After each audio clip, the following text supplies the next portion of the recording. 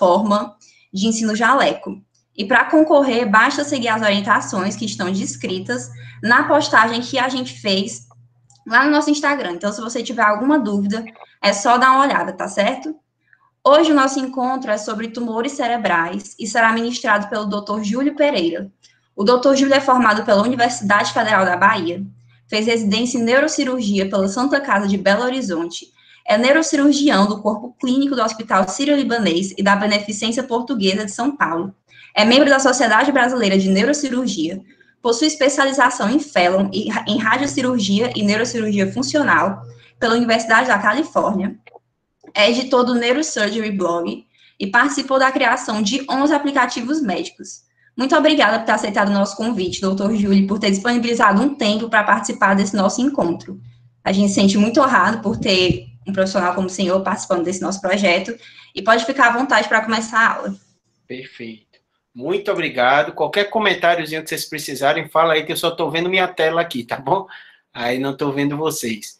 E nem as perguntas também. Mas, basicamente, eu gosto muito de falar para estudante, porque, assim, eu também comecei a liga acadêmica, né? Não sei como é em Sobral, nos outros lugares de quem está assistindo, mas, de um modo geral, a gente, como estudante, tem muita dificuldade de ter contato com neurocirurgia.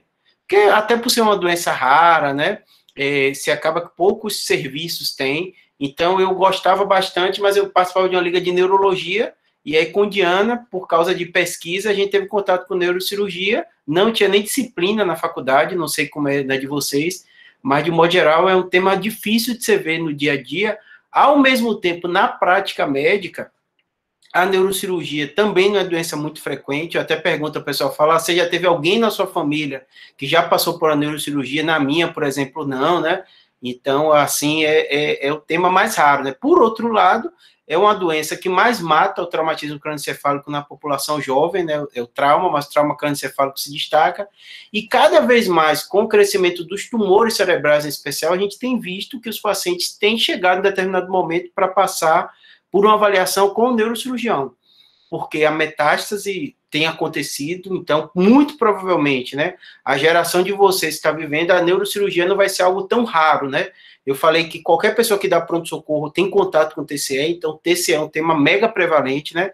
Dor lombar é uma das principais causas de ida no pronto-socorro, né? A cefaleia também, e o tumor e as metástases têm acontecido com uma frequência muito grande. Então, assim, eu acredito que provavelmente, né, para as próximas gerações, a neurocirurgia não vai ser algo tão distante, vai ser algo mais frequente de ver. Mas vamos lá para o tema. Por que todo estudante deve saber? E talvez um subtema seria por que todo estudante tem que saber sobre neurocirurgia, né?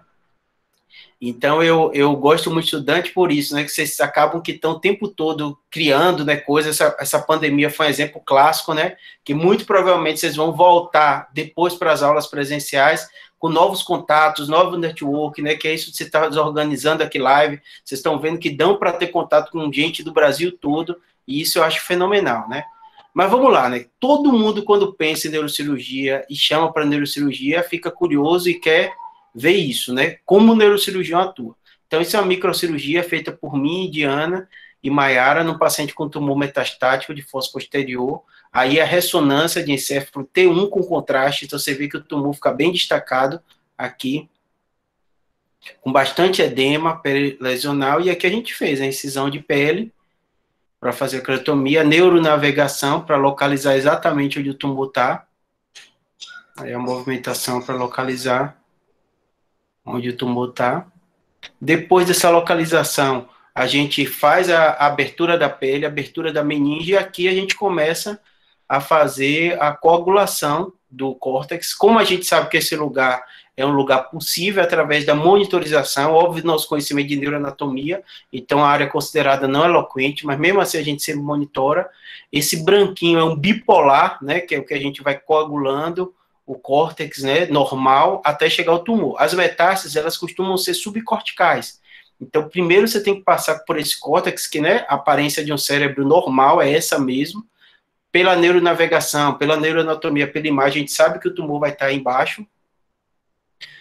Então, muita gente pergunta isso, Júlio, mas abre o cérebro normal? Sim, mas a gente sabe anatomicamente que aquela região, é óbvio que o cérebro, todo local tem uma certa função, mas ela é área não eloquente, então não costuma deixar nenhum grau de dano para o paciente. Aí depois que a gente vai aprofundando, a gente encontra o tumor, que o tumor tem essa característica, né? Ele é diferente do cérebro normal. E de um modo geral, é possível, quando você vai dissecando ele por planos, né? Depois dessa corticectomia, ele vir na pinça. Então você vai descolando, tentando causar o mínimo dano para o tecido normal, para o cérebro normal que está. A metástase, de um modo geral, ela é bem diferente do cérebro normal. Aí depois você vai fazendo a coagulação, porque os tumores eles precisam de muito sangue, então ele tem um alto poder de neovascularização, então costumam ser as metástases tumores bem vascularizados. E o cérebro normal, logo depois do tumor, tem muito vazio, então você acaba tendo que fazer a coagulação desses vasos. O grande risco da cirurgia é isso, né? Ele é o risco pequeno, mas o grande que eu digo que é um dos riscos maiores que a gente tem. É menos de 2% do paciente tem algum tipo de intercorrência, mas porque a gente tem que ficar bem atento a fazer essa coagulação. É uma das partes que mais tempo a gente perde em toda a neurocirurgia, é isso.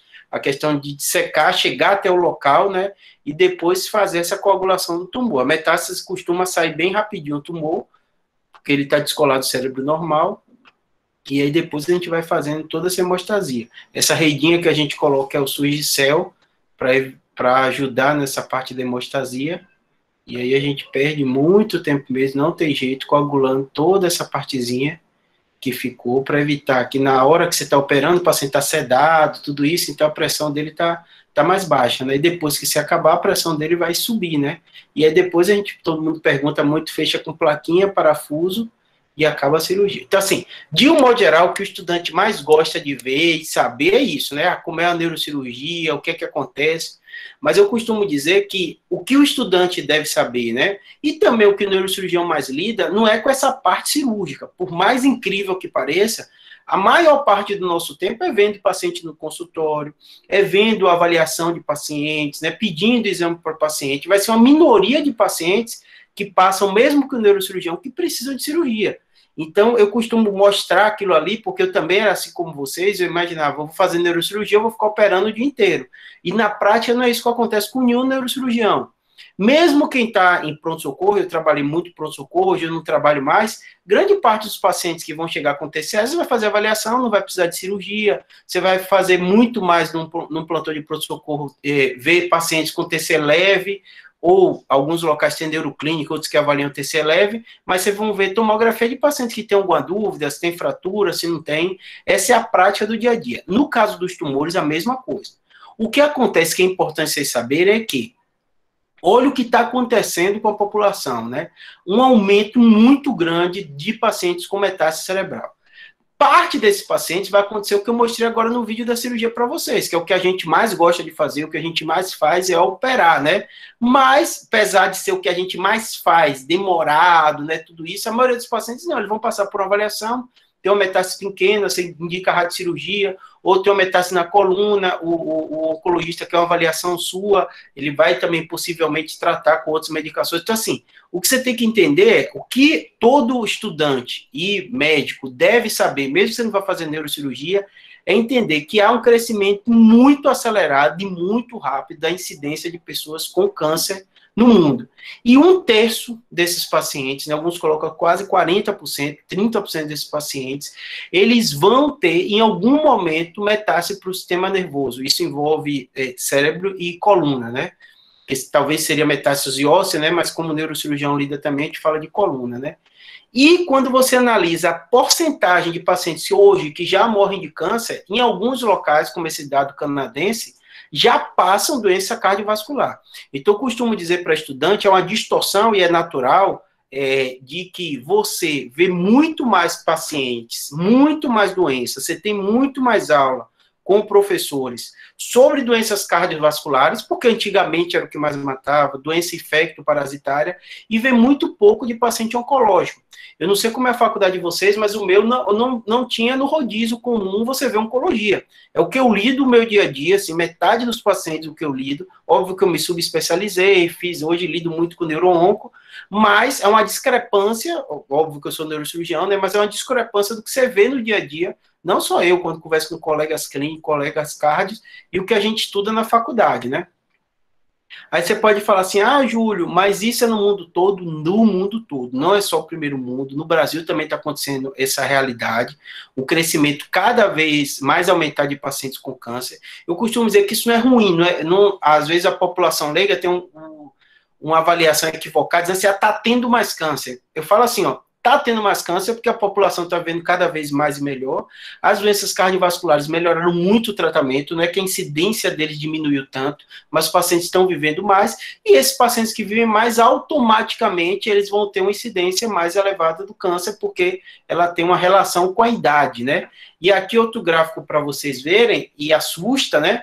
Porque quando você faz ainda a projeção, e você, quando faz a projeção, você vê a prevalência de câncer na população, principalmente com esses de maior idade, nesse azulzinho, mais de 85 anos, né, chegando a números absurdos de grande de projeções para 2040.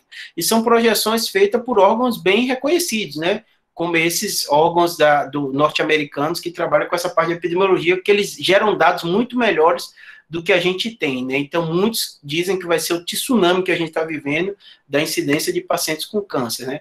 E quando você olha para outra indústria, apesar de quando você é estudante, você fica assim, né? Quando fala de indústria, de pesquisa, acho que o coronavírus está mudando um pouquinho isso, porque está todo mundo falando e torcendo por indústria tal que está fazendo a vacina, mas a gente percebe que a indústria tem um papel fundamental no desenvolvimento das drogas. E quando você vê onde a indústria está mais envolvendo, esse é um pouquinho antigo, mas a realidade está bem parecida, você vê que a maioria das farmacêuticas tem investido muito nas drogas oncológicas, porque é a doença mais prevalente, é o que mais tem desenvolvido, as pessoas estão vivendo cada vez mais melhor e estão tendo também mais câncer. E quando a gente, né, bota o funil para o que vocês pediram aqui, né, que é da neurocirurgia, a gente costuma ver também essa realidade. Se a gente exclui as metástases, a gente vai ter a maioria dos tumores, o mais comum que vai acontecer, a maioria dos tumores também vão ser com envelhecimento, os mais comuns vão ser com envelhecimento da população. O meningioma, que é o tumor comum, ele se destaca muito, então é o tumor cerebral primário mais comum que a gente vai ver. Depois, seguido, infelizmente, do glioblastoma, que é um tumor muito agressivo, a gente não tem cura ainda hoje para esse tumor, e é um tumor que, assim, uma faixa etária geralmente começa a aumentar a incidência, né, e você vê até o pico aqui dele, né, é uma população de 50 e poucos anos, 60 anos, e costuma ser bastante devastador, apesar de ter melhorado, mas pouca coisa nas últimas décadas, né. Depois vem os gliomas, né, que é entre os estrocitomas, né, oligodendrogliomas, lembrando que a população pediátrica tem um caso um pouquinho à parte, porque você tem outra incidência dos tumores. Ou seja, eu gosto de mostrar esse gráfico, por quê? Porque você tem que entender que o que é comum acontece comumente. Parece uma bobagem essa frase, né, um pleonasmo, né, porque é comum, acontece comumente, mas é só para você memorizar que, assim, normalmente, a maioria dos pacientes que vocês vão atender ou vão ver com tumores cerebrais serão metástases.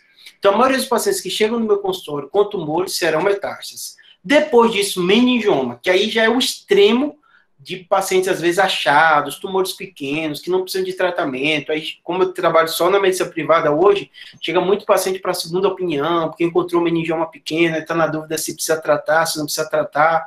Muitos desses casos, talvez quase mais de 60% chegam no meu consultório com meningioma muito pequeno, eu vou só acompanhar, é uma lesão benigna, muito excrescente, aí você vai ver se vai crescendo ou não.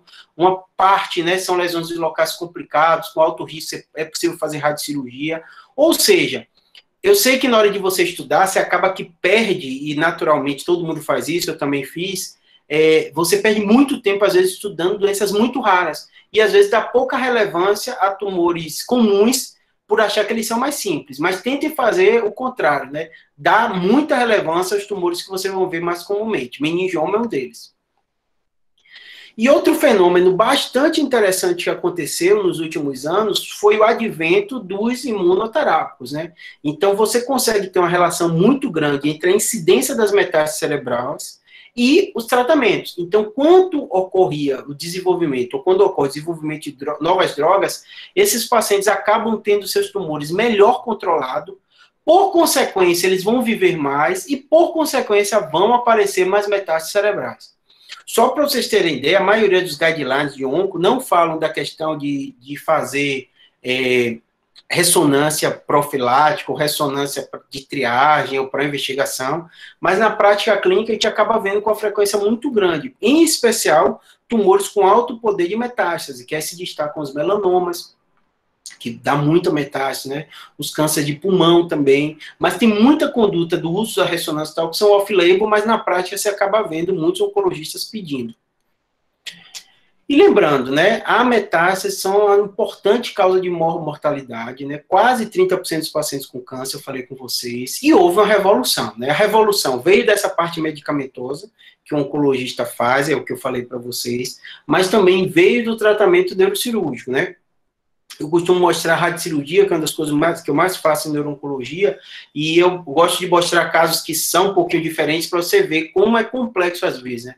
Esse é um caso de um paciente que tinha uma lesão pequena, em cima da área motora, tinha um pouquinho de edema, a gente discutiu com onco, discutiu com rádio, fez o debate multidisciplinar, e optou por fazer uma radiocirurgia para evitar a craniotomia desse paciente. O paciente está fazendo tratamento oncológico, no caso da cirurgia, às vezes você tem que parar, na maioria das vezes você tem que parar a quimioterapia para fazer a cirurgia. Muitas das quimioterapias atrapalham a cicatrização, então ele não acaba a cirurgia e já volta, tem que esperar um tempo. Mas, apesar de todas as decisões desse todo debate, a gente fez a radiocirurgia, teve uma radionecrose 12 meses depois, a gente precisou operar depois.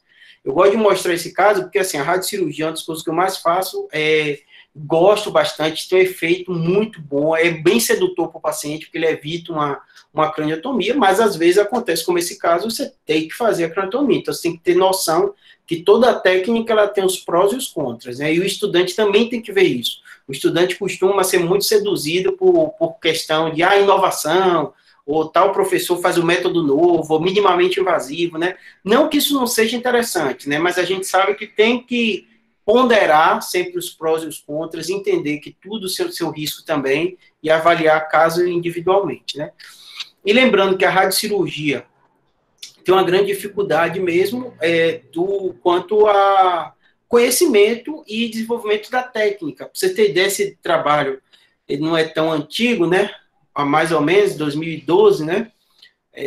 Para vocês é antigo, né? Para mim não. Mas é um trabalho mostrando o conhecimento e o crescimento da radiocirurgia nas últimas décadas. Você vê que deu um boom nos anos 2000, né? Passando a craniotomia de longa escala. Por outro lado, o conhecimento dos treinamentos dos neurocirurgiões é uma minoria deles que tem conhecimento de radiocirurgia.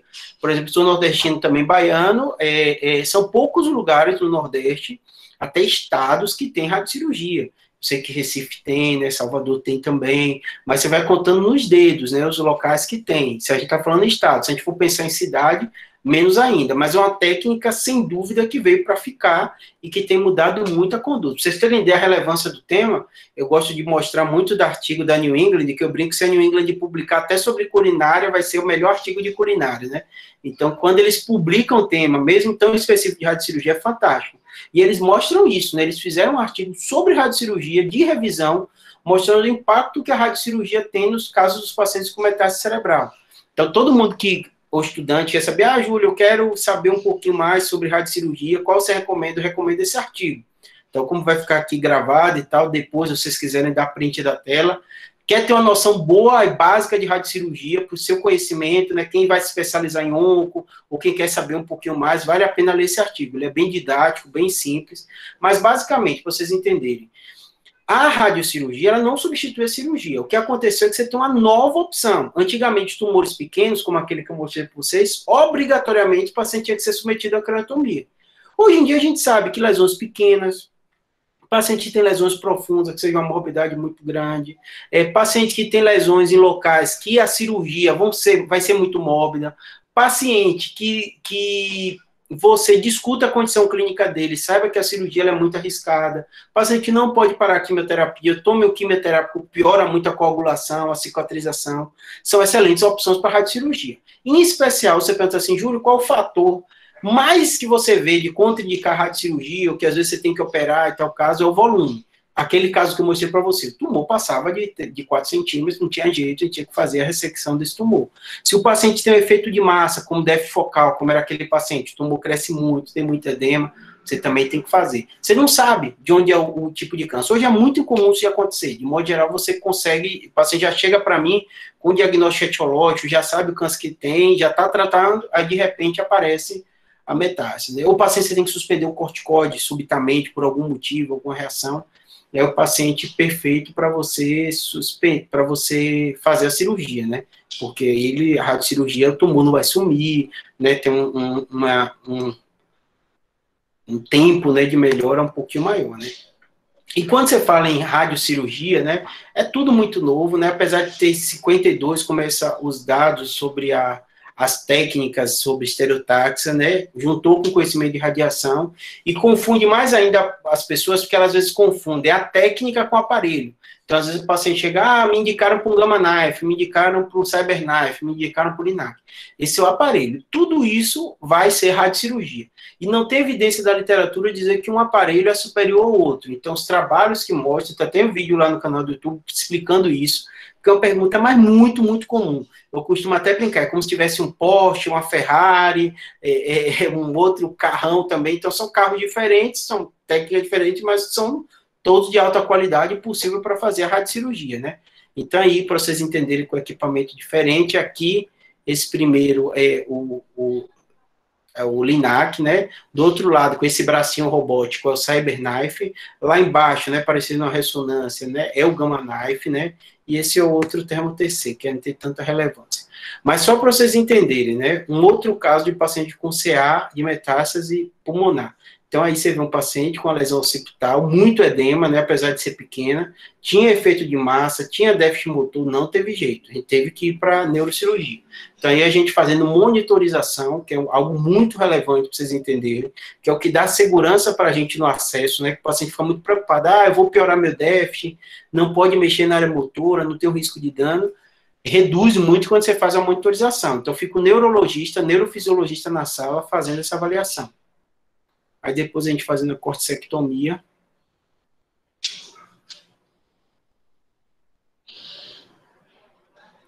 Aí vocês já sabem, porque no outro eu expliquei para vocês como é.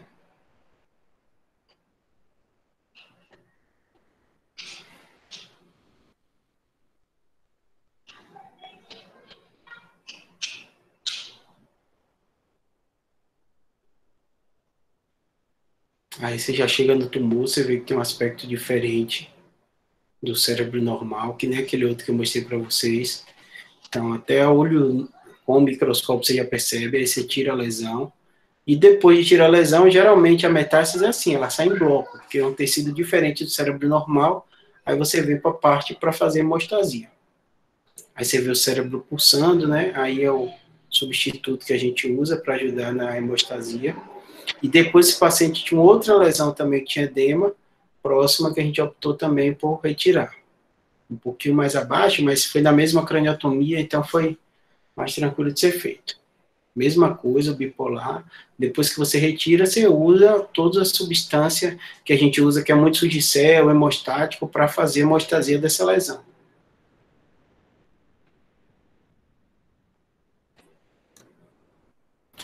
Mas, obviamente, quando você lida com um paciente oncológico, outra coisa que eu gosto quando falo para estudante, todo mundo deve saber, eu costumo falar assim, a gente tem nossa limitação. E a gente, médico, ainda mais se estudantes estão começando, vocês têm que entender o seguinte, a gente tem que ser bem sincero e bem honesto com o que a gente fala. De um modo geral, a gente, naturalmente, ainda mais neurocirurgião, ou quem trabalha com oncologia, né, a gente lida muito com a expectativa da pessoa. Em primeiro lugar, porque quando ela descobre o câncer, ela acha que o mundo acabou, que vai morrer rápido. Quando fala de metástase cerebral, mais ainda. Então, a gente evoluiu muito, mas a gente ainda costuma lidar, na grande maioria das vezes, pacientes que eu mais lido com, mais opero, pacientes que têm tumores metastáticos, que eles não vão ter cura. Por outro lado, eu costumo até falar isso com o paciente, eu falo assim, a vida não tem cura, todo mundo vai morrer um dia. Pode morrer com 80, 90, 50, 60 anos, então a gente tem nosso prazo aqui de validade. Quando a gente descobre uma doença que fala incurável, ficou um termo muito forte, mas eu costumo dizer para o paciente o seguinte, vai reduzir ou possivelmente vai reduzir sua expectativa de vida, mas a gente não sabe quanto tempo você vai viver. Então tem um paciente que descobre metástase e hoje vivendo 10 anos, 5 anos com história de câncer metastático, então assim, é uma realidade que obviamente a gente se acontecer comigo, acontecer com alguém de minha família, o céu vai cair também, né? O chão vai se abrir, você fica um pouco perdido, mas depois você vai entendendo, você vê que tem pessoas com uma sobrevida muito boa e com qualidade de vida. E lembrando, né, como a gente está falando de tumores, a gente sabe que muitos desses tumores você vê a imagem e nem sempre você consegue fechar o diagnóstico pela imagem. Então, eu botei exemplos aí, né, de um artigo publicado, de imagens que são muito parecidas, né? Às vezes o meningioma, o glioma, o tumor da hipófise. Então, você tem que perceber como estudante que você vai ter que ter um apoio muito grande do neuroradiologista. Então, outra coisa que todo estudante deve saber, eu costumo dizer quando você é estudante, que você está estudando, né, você tem algumas áreas da medicina que é, uau, essa área é muito boa, essa área eu gosto, neurocirurgia acontece muito isso, né, você opera, você tira o tumor e tal, mas você tem uma série de áreas que eu chamo área de bastidor, né, que não está ali na frente, dificilmente você vai ver um radiologista, né, falando, você como estudante não vai encaminhar, não vai ter isso, mas são médicos essenciais. Anestesista acontece a mesma coisa, né? Você tem um bom anestesista, né? O radiologista a mesma coisa. Então, antigamente, eu digo na minha época que eu estudava, na época que eu era residente, o bom neuro era aquele que nem perguntava nada, nem discutia com o radiologista. Ele via a imagem e dizia isso é isso, e pronto. Hoje eu digo que o bom neurocirurgião, o bom neurologista, né? Ou quem quer que seja o bom médico, é o que sabe lidar com todos os colegas que trabalham junto. Então, você ir lá discutir com a neuroimagem, discutir com o radiologista, não tem um dia que eu não mando um WhatsApp para um deles, se é algum caso meu, para você justamente ter maior segurança nas suas definições, né? Então, a neuroimagem é algo que você que gosta de onco, ou que quer saber mais de onco, ou que quer ser bom estudante, tem que dominar. Eu estou falando da neuroimagem, mas vai servir para tórax, para abdômen. Por que eu digo isso para vocês? Porque você, além desse diálogo que eu falei com o neuroradiologista, eu trabalho aqui com um grande centro de referência que tem grandes especialistas, né? Então, eu confio bastante no neuroradiologista, né? Vejo, né? Mas vira e mexe, você vai estar no seu consultório, você vai ter, às vezes, paciente que vai no pequeno centro, que não vai ter o grande especialista na neuroradiologia, e ele vai estar vendo tudo. Se você estiver numa cidade pequena que tem uma ressonância, então o tomógrafo, dificilmente eles vão fazer como aqui que tem, sei lá, que eu acho que tem 6 neuroradiologistas. É radiologista que só vê neuro todos os dias. Então você tem uma precisão muito grande no diagnóstico, né? Tudo isso e facilidade para conversar. Se você estiver numa cidade menor, vai ter um radiologista que vai laudar tudo que aparecer na ressonância. Então, você dominar a neuroimagem é muito importante. Você vai confiar no colega, mas o tempo todo você vai estar discutindo, você pode concordar, você pode discordar do laudo dele, né? Mesmo em grandes centros isso acontece. Então, você vai estar o tempo todo tendo que dominar a neuroimagem. Não só aceitar o que o radiologista falou, mas trabalhar junto com ele e discutir e aprender o tempo inteiro. Então, assim, se eu dou outra dica para vocês sobre o que todo estudante deve saber, é ter um bom conhecimento da neuroimagem. O grande problema que eu digo para a neuroimagem é que acaba que não é uma coisa muito cobrada em prova, não cai tanto na prova de residência, mas quase que fala, resolver uma questão da neuroimagem, é pequeno. Mas a prática do meu dia a dia, por exemplo, eu cheguei em cima da hora que eu estava em consultório. Então, assim, eu tive lá, meu consultório particular, eu tendo paciente 1 hora, isso e aquilo, foi o tempo inteiro vendo imagem, o tempo inteiro, ressonância, tomografia, aí ele chega com a tomografia de tórax, que ainda não chegou, óbvio que eu não domino tanto, né, mas aí vai ter a coluna, vai ter, então assim, o tempo inteiro, grande parte da minha consulta vai ser vendo imagem. Óbvio que eu tenho que ter esse background, né, com neuroradiologista, tudo isso, mas hoje o meu está no meu consultório fora, então não estou dentro de hospital, não é paciente que foi feito as imagens no hospital que eu trabalho. Então, assim, você tem que dominar, não tem muito jeito, né? No início da carreira, a gente vai estar o tempo todo trabalhando em pronto-socorro, não sei como está hoje, mas na maioria dos locais que eu trabalhava antes, não tinha neuroradiologista, nem radiologista. Eles faziam imagem, o laudo demorava de sair, você tinha que ver a imagem e definir a conduta, operar, não operar, o que vai fazer. Então, eu parei um tempinho aqui na imagem para vocês verem a relevância do tema, né? Entender também, que todo estudante deve saber, que a medicina está desenvolvendo muito, muito, muito rápido. Eu vou dar exemplo para vocês, né? Eu não sou tão velho, né, como o grande parte, talvez, do neurocirurgião. A média de idade de neurocirurgião no Brasil hoje é 50 a 55 anos, acho que é pelo último censo, né? Estou bem abaixo disso. E aí você imagina a revolução que aconteceu nos últimos anos. Pra vocês terem ideia, quando eu fiz residência, né, eu fiz num grande hospital, né, fiz Santa Casa de Belo Horizonte, a monitorização intraoperatória era raridade. porque no SUS você tem uma série de limitações, nem sempre é fácil você conseguir, não tem cobertura, a maioria das vezes. Hoje, eu trabalho com 100% das cirurgias que a gente vai fazer de tumor cerebral, todos esses vídeos que eu mostrei para você, paciente com monitorização intraoperatória. Então, a tecnologia ela vai muito rápido, ela desenvolve muito rápido e é acrescida. Hoje, no Sistema Único de Saúde, eu saí há muito tempo no trabalho, há muitos anos, já grande parte já está tendo monitorização intraoperatória. A neuronavegação também é outra realidade, que na minha residência também tinha, mas era pedia uma parceria, tinha que ter todo o movimento para ter a neuronavegação. Hoje aqui eu não faço uma craniotomia sem a neuronavegação. Para o tumor, você vai ter maior precisão e tal. No Sistema Único de Saúde já é diferente da época que eu tinha essa dificuldade. Então está crescendo. Então eu costumo dizer para vocês que assim, essas tecnologias elas chegam e estão chegando cada vez mais rápido. Sistema público, sistema privado, né? Os craniótomos também a gente vai utilizar e utiliza muito. Eu peguei numa transiçãozinha que eu fiz grande parte das minhas craniotomias na mão. Tinha trepanação, né, tinha fresa. Hoje em dia já não é realidade, nem no SUS já tem esses craniótomos, né? E o fechamento da dura mata, que vocês viram o tempo inteiro, né? Falando da cola, do substituto de cola, são coisas que ajudam e evitam ter fístula. E além disso, a coluna, que está desenvolvendo também muitos, né? Os parafusos estão cada vez melhores, né? As técnicas minimamente invasivas, endoscópica, né? E obviamente é o que tem acontecido muito essa evolução. Vocês entenderem que a neuro-oncologia é uma das áreas que mais tem crescido. Então, você pergunta assim, Júlio, o que você vê de mais desenvolvimento em tudo que você lida na neurocirurgia, o que é neuro-oncologia? O trauma mudou? Pouca coisa, né, do que eu fiz na minha residência, tudo isso. Os monitores melhoraram, já tem microdiálise em alguns casos, mas ainda muita coisa em pesquisa, não tem um desenvolvimento tão grande disso, né? As avaliações da pressão intracraniana não invasiva cresceram, que é ultrassom de bainha ótica, o Doppler transcraniano, era muito raro de usar na minha época, hoje aqui eu vejo como uma realidade, né? Mas na oncologia o boom foi gigantesco. Dessas tecnologias que eu mostrei para vocês, dos tratamentos, também da sobrevida dos pacientes, né? Então, hoje a gente aplica muito, coloca o Maia para a gente fazer quimioterapia intratecal. Então, isso tem acontecido um crescimento muito grande, né? Eu, parar um pouquinho só para falar com vocês, já que é o que todo estudante deve saber, adoro, gosto muito do UpToDate. Tenho conflito de interesse nenhum, pelo contrário, paguei muitos anos de minha vida. Graças a Deus, hoje os hospitais que eu trabalho, eles dão. Tanto a BP como o Círio, o médico tem acesso, você baixa no seu telefone e tal. E são guidelines fenomenais, fantásticos. Se na faculdade de vocês não tem, pressionem para ter. Se você puder rachar com um colega e ter, eu acho que vale a pena. Porque, assim, todos os temas é assustador o UpToDate. Da mesma forma que eu elogio a New England, né? Eu vejo o UpToDate assim, os temas que eu quero ler da minha área de neurocirurgia, que é uma área rara, é difícil de você ter conteúdo, tudo isso, eles são bons. E eu botei esse guideline só para vocês terem ideia, como eu acho legal o guideline, que é o seguinte, a lógica do guideline é diferente.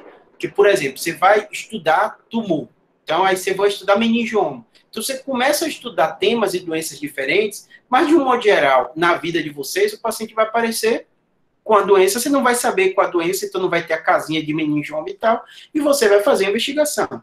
Então, a maioria desses algoritmos é legal porque ele usa essa parte da epidemiologia, né, da frequência das lesões. Então, se o paciente tem uma massa intracraniana, a primeira coisa que você vai pensar é se tem ou não, aqui em cima, né? Se tem ou não cauda dural, né? Porque o meningioma é clássico de ter essa imagem, o meningioma é o mais comum, aí você já vai para o caminho do meningioma. Se não tem, você suspeita de metástase, porque metástase também é muito comum. Então, a lógica desses algoritmos eu acho fantástico por isso, porque você vai trabalhar com as possíveis possibilidades diagnósticas, mas também com a prevalência das doenças. Então, isso eu acho muito, muito fantástico, recomendo a todos vocês, depois o slide vai ficar aí no vídeo, né, gravado e tal, depois dá um print nisso aí, ou baixa, compra o UpToDate, vê onde tem na faculdade de vocês, se não tiver, briga para ter, mas que eu acho fantástico. E o tempo todo você pergunta assim, Júlio, não tem um dia que eu não vou consultar uma coisa, tudo isso. E como eu falei, eu tenho zero conflito de interesse, pelo contrário, eu acho até caro demais. Quando eu pagava, eu reclamava deles o tempo inteiro. Hoje em dia eu tenho pelos hospitais reduzir mais esse custo. Mas eu acho legal essa lógica, né, de ser muito prático, né? E sempre vai ser isso baseado na epidemiologia dos tumores, né, como eu já falei para vocês. Aí vamos para mais um caso, que é aquele primeiro que eu mostrei para vocês, né, só para vocês verem, né, como a lesão é grande, não tem cauda dural, né, dá uma dúvida se tem ou não, mas não tem cauda dural, tem um tumor primário, sim. Júlio, como você sabe se o paciente tem um tumor primário, se a primeira manifestação for a massa no cérebro? De um modo geral, eu, Júlio, na prática eu noto, você já vai chamar o colega da oncologia. Então, aqui, dentro até da oncologia, eles se subdividem, então tem neuro-oncologista, o neuro-oncologista vai se especializar para lidar só com a parte do sistema nervoso central. Então, eu encontro essa massa, eu já chamo eles e faço a investigação conjunta. Então, é muito comum aqui você pedir um PET do paciente, então eles vão fazer uma tomografia ou um PET de corpo inteiro do paciente para ver se consegue encontrar. Esses PETs, esses exames, né, o PET scan e outros, são exames que você consegue ver dentro do corpo da pessoa se tem algum outro tipo de tumor.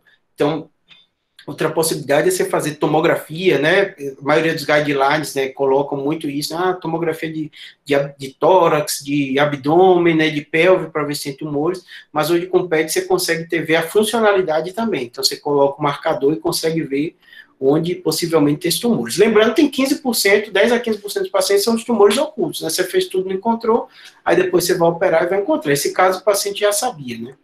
É o primeiro do vídeo que eu mostrei para vocês. Segundo, já acabando a aula, que eu sei que o tempo está...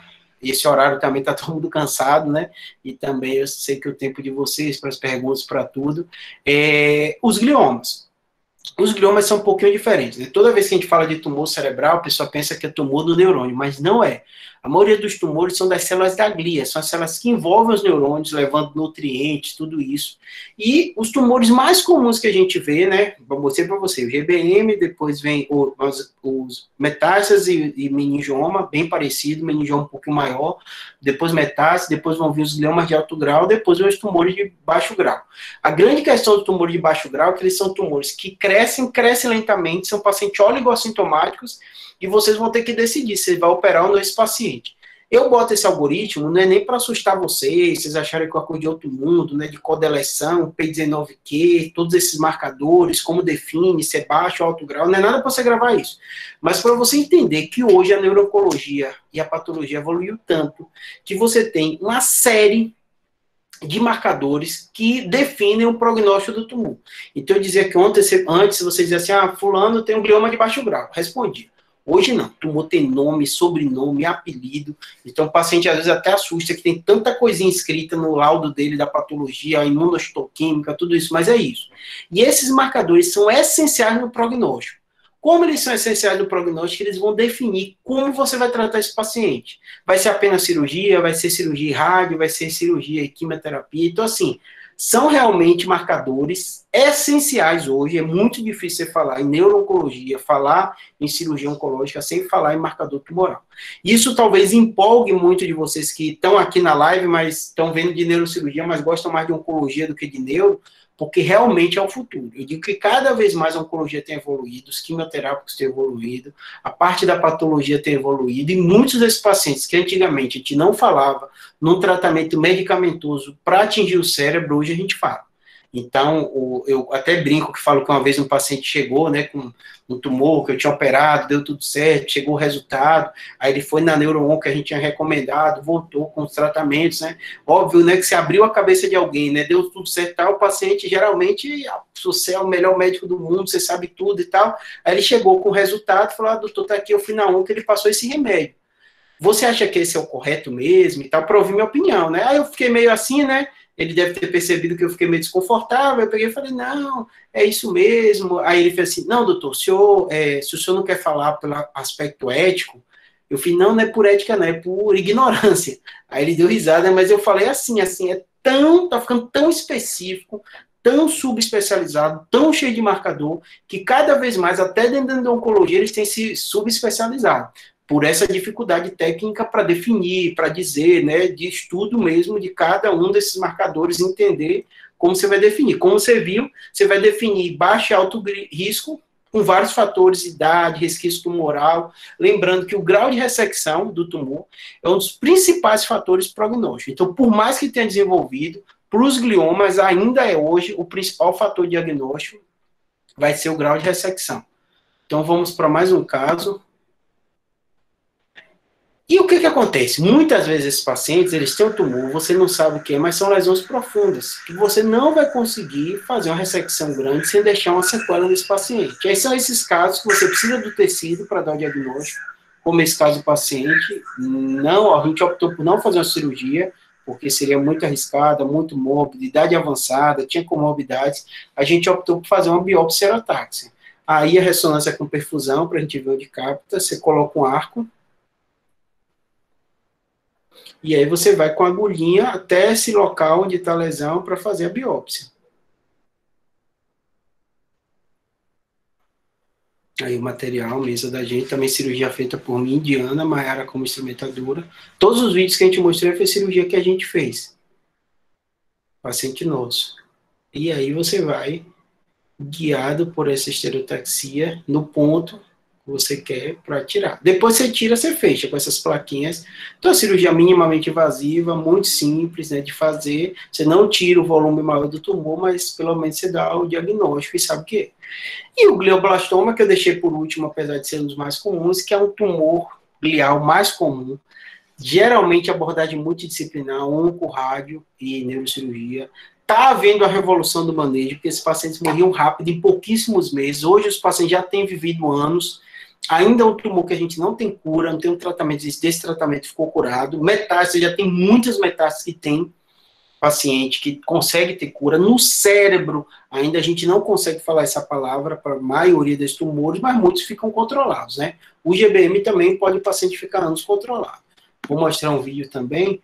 É uma paciente na região parieto-occipital, a lesão começou com alteração de fala, apesar da lesão ser tão atrás, dava edema, e ela acabou comprimindo a área da linguagem.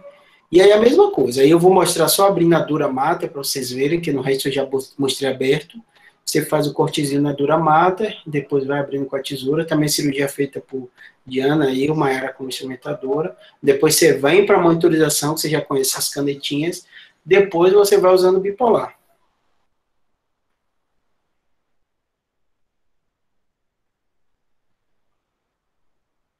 E aí vai tirando o tumor. Diferente da metástase, você já vê que o glioma, você não vê claramente, tão facilmente, o que é tumor e o que não é tumor. Então, de um modo geral, você usa uma série de técnicas, ultrassom, aí eu usando aspirador ultrassônico, que ajuda a tirar a gente também o tumor, lesando menos tecido do lado. Então, chama aspirador ultrassônico, que ele aspira até que você ressecou tudo, faz geralmente uma imagem, às vezes a gente faz imagem intraoperatória, a gente às vezes faz a ultrassom, né, para fazer essa avaliação, usa a monitorização para ver o limite, depois a gente vem para a última fase, que é fechar, a gente não abriu a meninge, então tem que fechar a meninge, eu não mostrei também nos outros, mas deixei aqui no último, depois a gente usa substituto, usa o selante também para evitar uma fístula, e a partir daí a gente faz o fechamento.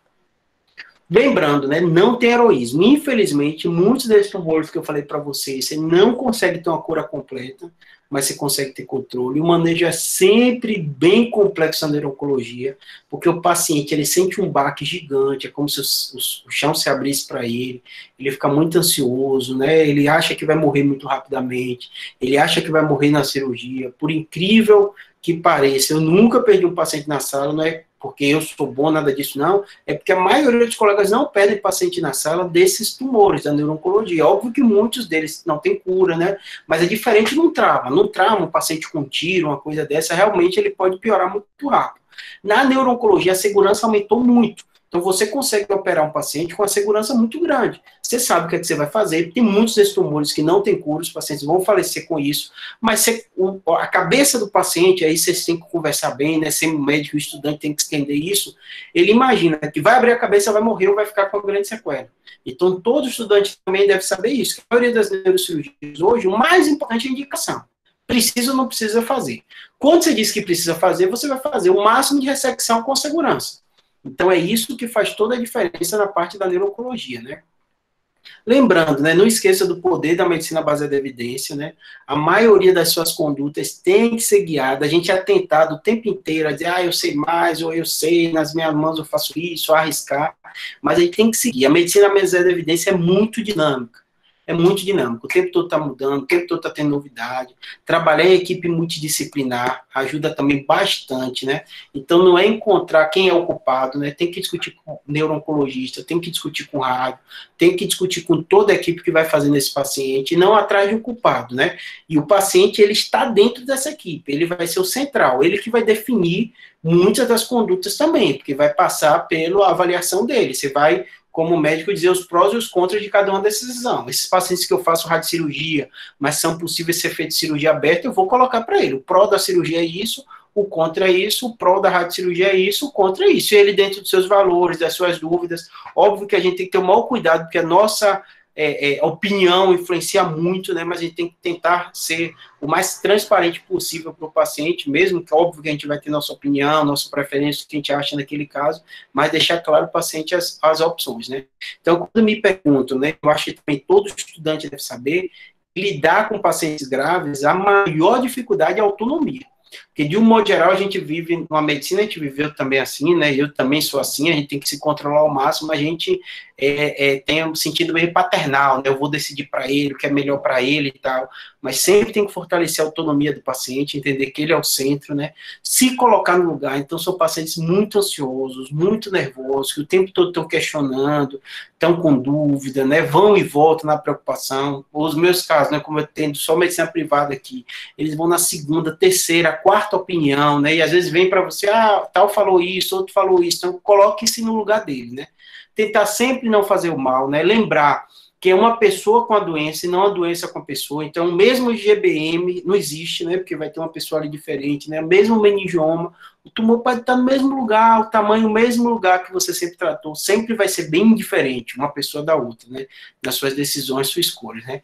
E utilize mais muito, muito, muito. Se a gente está no meio da pandemia, né? Fazendo essa live aí com vocês, à distância, né? Usem cada vez mais a internet. E aí, quando eu digo a internet, assim, dominar o inglês é fundamental, porque você vai ter muita plataforma, até gratuita, algumas delas, com aulas fantásticas. Então, eu digo, né, eu tenho meu canal do YouTube, mas tem a CNS, WNS, que tem aulas fantásticas no canal do YouTube deles, é gratuito. Você entra. No Congresso Norte-Americano, né, WNS, CNS, eu canso de assistir muitas aulas, algumas são pagas, né, eu pago e assisto, porque eu não vou ter custo de viagem, tudo isso, e assisto aulas fantásticas lá, sem sair de casa, isso antes da pandemia. Tem um vídeo já falando, né, até no canal do YouTube, ano passado, eu botei o fim dos congressos médicos, debatendo isso, se acabassem antes da pandemia. Então, você vê que é uma tendência que está acontecendo, né? Já estava acontecendo, agora vai se acelerar, né? Então, tem da WNS, CNS, óbvio que não é para você agora, estudante, mas se você for curioso, vá atrás, veja um pouquinho para você se situar. É bem interessante, às vezes, quando você está na cabeça de um tema, ir atrás, estudar um pouquinho mais, não é para se subespecializar na faculdade, mas a curiosidade, ela ajuda a gente. Eu tenho alguns estudantes, né, que seguem um blog, que falam, que às vezes eu encontro e falam assim, Júlio, eu segui o blog o tempo inteiro, achando que eu ia ser neurocirurgião, hoje eu fiz medicina da família, fiz clínica médica, mas me ajudou a ter uma certa noção de ver os temas, de procurar, e o UpToDate, eu já falei com vocês, que eu acho fantástico, o Medscape, que é gratuito, eu também acho muito bom, tem até aplicativo do Medscape gratuito que vocês botam. Então, na época que eu era estudante, uma parte eu não consegui o UpToDate, eu tinha o Medscape, né? O Clinical Care, eu não sei se é gratuito ou não, mas como eu tenho nos hospitais, eu gosto bastante, né? E acho que é isso que eu tinha para falar para vocês, é meu canal do YouTube, Neurocirurgia BR, né? Hoje eu coloquei até a foto antiga, né? Porque hoje está com 117 mil inscritos. E aí eu acho que é isso que eu tinha para falar para vocês. Acho que o principal para você, estudante, é isso, assim. Neuro-oncologia será o tema de toda especialidade. Se você está aí assistindo a aula e falar, Júlio mostrou vídeo de cirurgia, não vou fazer cirurgia. Esqueça o que eu mostrei o vídeo de cirurgia, mas pense que se você for cardio, hoje em dia aqui nos hospitais já tem pessoas especializando, cardio-onco, né? Todos esse manejo da parte radiológica em paciente oncológico, né? E aí vai, pneu, uma série de coisas. Então, a oncologia é muito, muito essencial para vocês, tá bom? Espero que tenha ajudado. Eu vou parar aqui de compartilhar a tela para responder as perguntas, tá bom? Muito obrigada, doutor Júlio. Eu tenho certeza que a aula foi muito esclarecedora para todos nós. Aí, como o senhor vai deixar de compartilhar a tela, o senhor mesmo lê as dúvidas, porque se o senhor quiser continuar apresentando a tela para mostrar alguma coisa, eu posso ler, se o senhor quiser. Ah, então pode, porque às vezes eu uso até o slide, né, se tiver alguma coisa. Pode falar, então. Uhum, tá certo. A primeira pergunta que mandou foi a Richelle Amanda. Ela falou, professor, qual CA ocorre mais metástase para o cérebro? Perfeito. Vou mostrar aqui para vocês, que tem aqui uma coisa bem clara com isso.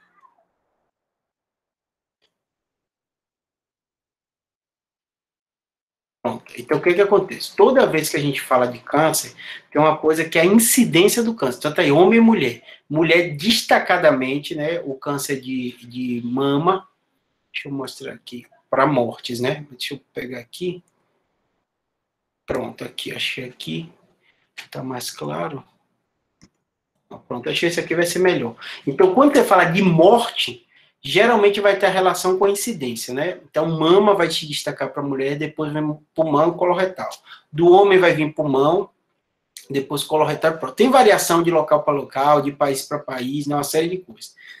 Mas a pergunta dela é qual dá mais metástase? Se você pensa, tumor, o melanoma se destaca, dando metástase, o tumor de pulmão também. Como a epidemiologia do tumor de pulmão ele é muito mais frequente, você vai ter uma frequência maior de metástase de pulmão para o cérebro. Mas, assim, potencialmente qualquer um pode dar. Então, vai ter, só para você entender, uma balança. Melanoma individualmente, ele dá muita metástase, mas que ele não é tão comum, acaba que a gente vai lidar muito mais com o pulmão, por ser mais comum. A próxima pergunta foi do Oliver. Professor, na sua prática clínica, quais tumores têm o melhor prognóstico de um modo geral? Os tumores do sistema nervoso central superior ou os tumores de medula? Perfeito. Não entendi. O superior, o final da pergunta eu não entendi. Ele perguntou qual o melhor prognóstico de um modo geral, os tumores do sistema nervoso central superior ou os tumores de medula? Isso, perfeito. O que acontece? De um modo geral, a gente tem a mesma coisa que eu falei, a incidência. Então, a frequência é muito mais comum das metástases, e provavelmente ele não está perguntando das metástases, porque das metástases, a coluna, ele é muito melhor, porque assim, ele não dá na medula, ele dá óssea, então a metástase da vértebra. Então, de um modo geral, o grande problema é a instabilidade e tudo isso. Mas eu até falo com todos os pacientes, ninguém morre do tumor na metástase na coluna, porque vai estar no osso. Então, pode dar fratura, pode dar déficit motor, pode dar um quadro de comprometimento, mas ele não vai morrer. No cérebro, não. Pode dar sinal de hipertensão intracraniana e o paciente pode falecer. Dos tumores primários, aí vai depender do subtipo. Então, a incidência de tumor primário na medula é muito pequena. Então, é muito mais comum os gliomas, tudo isso. Então, se você for pensar de prognóstico, que é a pergunta dele, os meningiomas são muito benignos, neurinomas são muito benignos, adenoma, que eu não falei, também são muito benignos, então, acaba sendo esses mais benignos. Dentro da medula também vão ter os gliomas, tudo isso. Então, assim, em vez de pensar em cérebro e coluna, é melhor ele pensar o medula, é melhor ele pensar nos tipos de tumor, porque da mesma forma que acontece alguns tumores, né, os astrostomas no cérebro, também vai acontecer na medula. O Idalécio perguntou, doutor, qual foi a sua principal dificuldade no início da realização de neurocirurgias? Perfeito. Assim, o principal dificuldade é porque é um mundo paralelo. Eu não sei quanto a vocês, mas assim, a maioria das vezes na faculdade a gente tem quase contato nenhum. Deixa eu tirar aqui para eu olhar para o rosto de vocês, que dá agonia, né? Você ficar falando para a tela. Peraí. Rapidinho. Pronto. Pronto. Agora foi. Então, assim, Bárbara, o que eu noto de maior dificuldade é que, assim, na neurocirurgia é um mundo muito paralelo. Então, você não tem contato com nada. Então, eu costumo dizer que a primeira neurocirurgia que você vê parece um negócio de ficção científica, né? Que é Grey's Anatomy, aquilo, assim, você fala assim, puxa, gente, você abre, você mexe. É que nem eu mostro esse vídeo de cirurgia, todo mundo pergunta lá no canal, fala assim, a pessoa vive?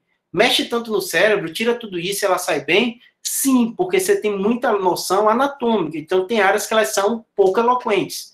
Então, acho que a maior dificuldade da neurocirurgia é porque, diferente da semiologia que você vê o tempo todo, conversar com o paciente e tal, é porque é um mundo muito diferente. Então, você tem uma dificuldade muito grande de entender esse mundo, que é de lidar com pessoas graves, né, de indicar cirurgia, de falar que tem o risco de morrer da cirurgia. A gente, como estudante, lida muito pouco com isso, né? É aquele paciente internado, não sei como é o rodízio de vocês, mas ou é no pronto-socorro, ou é o paciente que está internado lá, que vai 10 estudantes, tudo fazer anamnese, né? No caso, quando você vai para a prática da neurocirurgia, é você, a família. Então, você vai dar, provavelmente, as piores notícias da vida de todo mundo. Tipo, eu estava aqui no consultório hoje, vim aqui para a aula de vocês. Atendi, é consultório particular, atendi 1 hora, o retorno 30 minutos. Então, desses 6 pacientes que eu vi hoje, os 3 eu dei a pior notícia da vida. Eu falei, ó, tem um tumor, precisa de cirurgia.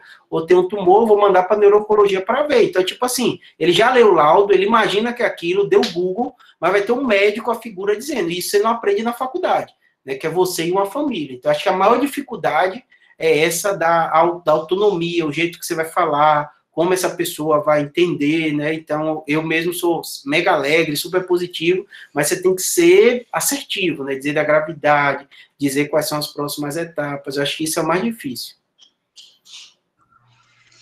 O Oliver mandou outra pergunta, ele falou assim, doutor, você pode comentar um pouco sobre como funciona o pós-operatório dos pacientes da neurocirurgia? Perfeito, que é outro mito gigantesco. Eu costumo dizer, o paciente até assusta quando eu falo isso, eu falo, a neurocirurgia de crânio costuma ter um pós-operatório mais tranquilo até de coluna. Por quê? Em primeiro lugar, a cabeça a gente não mexe, a gente consegue, diferente de uma coluna que você manipula, você mexe. Então, assim, o paciente tem um corte na cabeça, ele normalmente ele não costuma sentir muita dor no pós-operatório, ele não tem nenhum tipo de movimentação, então a cicatrização costuma ser uma cicatrização tranquila. A grande dificuldade que tem vai ser baseada no pré-operatório, que é onde está essa lesão. Então, se você vai operar um tumor que está na área motora, você tem que avisar o paciente, você vai acordar, pode ser que não esteja mexendo direito o membro. Mesmo com a monitorização, você às vezes manipula, então o paciente não tem uma lesão, mas ele piora a força. Então, assim, de um modo geral, pós-operatório dos pacientes, que é o que eu lido hoje, eletivo, né, de tumores e tal, é bem tranquilo. Você já no pré-operatório, você pré-diz o que esse paciente vai ter. Então, tumor de hipófise, né, que é os pacientes que ele tem internado aqui. Então, tumor de hipófise, outro, pelo nariz. Então, você vai dizer, ó, você vai estar com o nariz tapado, você vai só respirar pela boca. Parece a maior bobagem, mas faça isso em casa para você ver. Você ficar 3, 4, 5 dias respirando só pela boca. Então, só que assim, você já sabe antes da cirurgia o que vai acontecer. Por isso que costuma ser um pós-operatório mais tranquilo dos que a gente lida. Neuro-oncologia também tem muito paciente, eu digo que é aquele paciente calejado, né? Que já tem um tumor, já fez quimio, já fez rádio. Então, ele chega com uma bagagem de informação e resiliência muito grande. Tá certo. O José Levi perguntou assim, professor, quando o tumor é parenquimatoso e muito profundo, a radiocirurgia por usar radiação ionizante não afeta os tecidos mais corticais? Perfeito. Essa pergunta dele é fantástica, porque assim, é o que mais chega no paciente com radiocirurgia, essa dúvida dele. Qual o raciocínio dele? E às vezes o paciente ouve até do médico que não conhece direito a radiocirurgia. Ele fala assim, opa, tem uma lesão no meio do cérebro. Você vai, principalmente com meningioma ou neurinoma, que é tumor benigno. Você vai dar radiação que vai passar pelo cérebro inteiro desse paciente. Como é que isso não vai pegar os outros tecidos e a pessoa não pode ter câncer, se radiação dá câncer? Então é um senso comum isso, né? Por outro lado, a radiocirurgia, ela faz o seguinte, você tem vários feixes e naquele alvo que você tem, no caso da radiocirurgia, aí que a dose de radiação vai chegar junto. Então, é como se pequenas doses foram somadas até o local que você quer dar mesmo. Eu até postei lá no canal, se quem tiver mais curioso, Neurocirurgia BR, uns 2 ou 3 planejamentos de radiocirurgia. Aí você vê que eu até mostro para pacientes, os feixes entrando, e eu até costumo brincar, eu falo assim, ó, imagine se você está dando radiação que dá câncer, e te informaram que isso dá câncer. Como é que no mundo inteiro a radiocirurgia é utilizada, né? Ia ter um monte de gente pipocando de câncer e nunca mais iam fazer isso. Então, é essa do conhecimento de entender que são múltiplos feixes que num determinado local que chega a dose, que é a dose de tratamento. Tá certo. E a última pergunta foi do João Valdêncio. Ele perguntou, doutor, o que pesa na decisão se a ressecção será ou não recomendada, pesando em benefícios e riscos? Isso. Vão ter 2 fatores. Primeiro é o tipo de tumor. Então, por exemplo, uma metástase é outro raciocínio. Eu tenho paciente, hoje mesmo dos que eu vi, tem múltipla metástase. Aí tem uma metástase frontal, outra temporal, do outro lado. Não tem como eu fazer 3 ou 4 craniotomias na pessoa. É possível fazer múltiplas craniotomias. Um desses que eu mostrei para você tem 2 craniotomias, mas às vezes tem um limite, o risco, né, tudo isso. Então, a radiocirurgia é uma excelente opção para você fazer esse paciente. Às vezes tem paciente, um dos que eu mostrei para você, uma lesão, glioma muito extenso. Aquele que eu falei que eu só fiz biópsia. Não dá, eu achei muito arriscado, né? Eu falei com ele, tinha outra opinião, fazer uma craniotomia maior, eu falei, não está errado. Mas só a área da linguagem, né? A área da memória está aí também. Eu acho muito arriscado, preferia a biópsia. Tá certo, essa foi a última pergunta. Com isso, a gente encerra o nosso encontro de hoje. Muito obrigada, doutor Júlio, por ter aceitado o nosso convite, por estar aqui com a gente hoje. Foi uma aula esclarecedora, excelente, só possui uma excelente didática. Eu tenho certeza que todo mundo vai sair daqui entendendo um pouco mais sobre esse assunto, né? Que o senhor mesmo disse que nós não temos tanto contato assim durante a faculdade. E é isso, muito obrigada por estar aqui com a gente Obrigado. hoje. Eu brinco que a aula de ontem, que eu gosto tanto, que eu tenho tem um que até está no blog, que é Felipe Batalini, que ele queria ser neurocirurgião, aí começou a ver onco e acompanhou, hoje ele está fazendo oncologia na Harvard. Então, tipo assim, que a onco realmente está dominando muito, é uma área muito interessante, e na faculdade a gente tem pouquíssimo contato. Tá bom? Espero ter ajudado. Um abraço. Tchau, tchau. Obrigada, doutor. Gente, só deixando uns avisos aqui. A gente já liberou a palavra-chave para vocês, tá certo? E vamos deixar disponível o formulário por 30 minutos. E não esqueçam de olhar o nosso Instagram, que a gente vai realizar o sorteio agora de duas inscrições mensais na plataforma de ensino Jaleco, tá bom? Então é só dar uma olhada e fiquem atentos a esse horário do formulário, tá certo? A gente vai deixar só mais 30 minutos. E muito obrigada pela presença de todos. Espero que tenha sido muito esclarecedora, muito produtiva para todos vocês. Obrigada. Boa noite.